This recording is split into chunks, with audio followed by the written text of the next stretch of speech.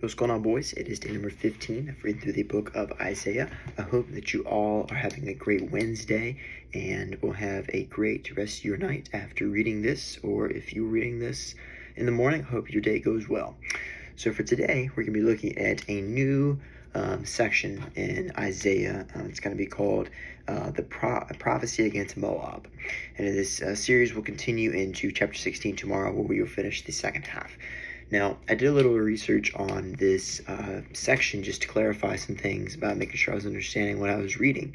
And while researching, found that Moab is this city in the Middle East on the Jordan River and it's actually near the Dead Sea. So I'm sure a lot of us have heard about the Jordan River and the Dead Sea before, so we kind of picture it over there. So this city is, being hit with all sorts of I wouldn't say threats, but like commands by God that God is going to bring on this harsh kind of destruction onto them. And one of the first things that immediately jumped out to me was in verse 1, where it says, Ar in Moab is ruined, destroyed in a night. Ker in Moab is ruined, destroyed in a night.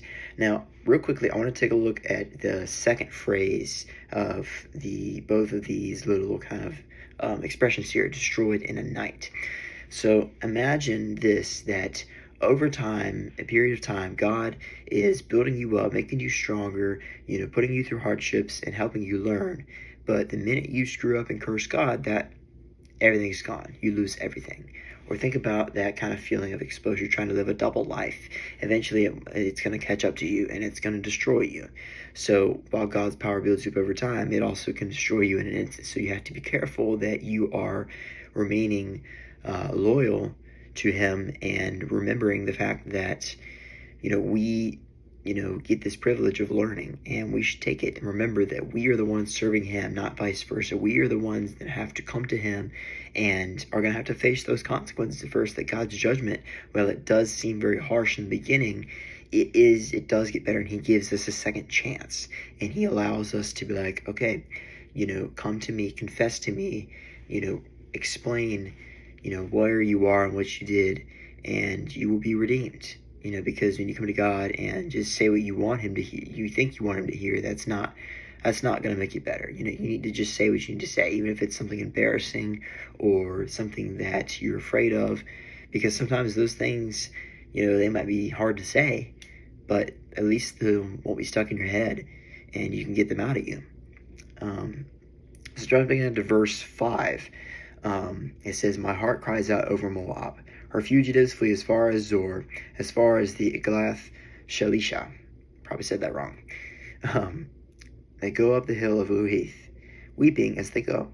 On the Horam name, they lament their destruction. Now, please forgive me for those pronunciations of these cities, as I cannot speak really any other language besides English. But just bear with me here. So this is probably going to sound really random, but the first thing that kind of came to mind here was the Trail of Tears. Now, for those who don't know what that is, the Trail of Tears was a movement interacted in the United States in the early days of the country's formation when we were expanding westward. Back before, it was really, when it was really just, we were the East Coast. And, we started expanding westward and started purchasing these big lands like the Louisiana Purchase, and went out to California and had the Mexican-American War, all that kind of stuff. So in a history class in high school, maybe a civics, that kind of thing. So the Trail of Tears was a forced movement of these people, Native Americans, that were forced out of their land and forced to go somewhere else because these colonists and young American citizens were coming in and colonizing and using their land for, farms and creating cities over time. And to me, what's kind of going on here in verses 5 is, the citizens of Moab are being spread out and they're frightened of God's next move. They don't know what he's going to do. They've seen all this destruction take place around them, and they're like, I don't know what to do. Like, I'm freaking out. I'm having a panic attack right now. I don't know what to do. I don't want God, I don't know. Like, I'm scared. Like, I don't know what to do. Like, God, please forgive us. Please have mercy on us. And that's what we have to remember, looking down into verse 8. as on my final verse, it says, their outcry echoes along the border of Moab. Their wailing reaches as far as Eglaim. Their lamentation as far as Bir Elim. So I want to share this quote that I took down from this. I said, what is unknown to us can seem scary, but we must remember what kind of God we serve. And that is the God of love. And what's important about that is what the true definition of love is.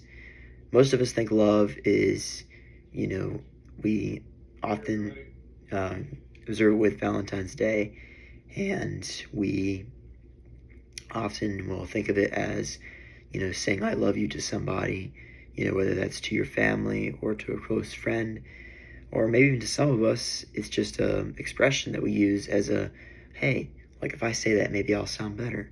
But no, love is something more than that. Love isn't about, giving all these things to other people. It's not about, saying how much you are giving your feelings into someone else. Love is embracing the fact that you are caring about others more than yourself.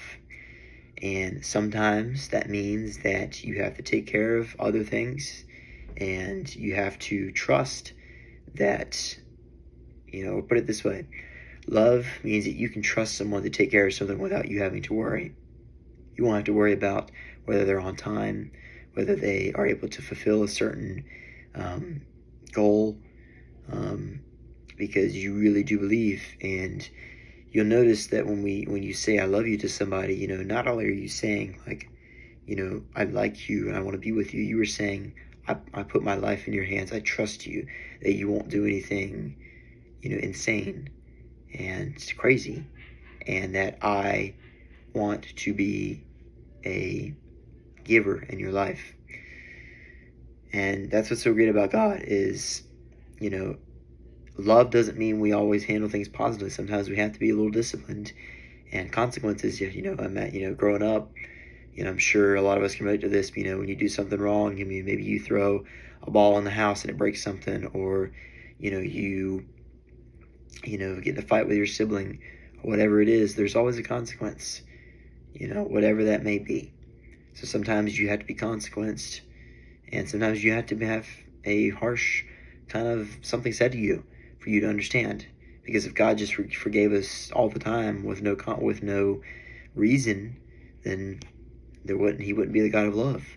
But he is the God of love because he reveals to us what we've done and confronts us about it and says, hey, this is what you're doing. I'm going to give you a second chance if you confessed that you have done this. If you don't, then, I have no choice but to destroy. And that's not something what we want. We don't want that. We want to be felt. We want to be loved. We want to be carried. I really hope that this is really encouraging to you, that you can understand that if you have done something wrong, that you admit to God, admit to someone else that you did something wrong. You said something behind their back, or you took something from them. But just remember that God always loves you, and he's never too far from you. So don't ever think that, I'm too far from God. No, you're not. I promise you. God made you in his image. I promise you, he wants to be with you. God doesn't hate you. He doesn't hate anybody. And neither do I. I don't hate anybody. I may not agree with, everybody's opinions, but I do know that we're all human, and we're all prone to make mistakes, and we're all imperfect. And it takes a long time for us to understand that. But that's why we have God to guide us. And we have so many great resources and people in our lives that are willing to help us, not to shoot us down, but to make us stronger, to confront us where we are and say, hey, I see you're doing this. It's not going to end up well for you if you keep going.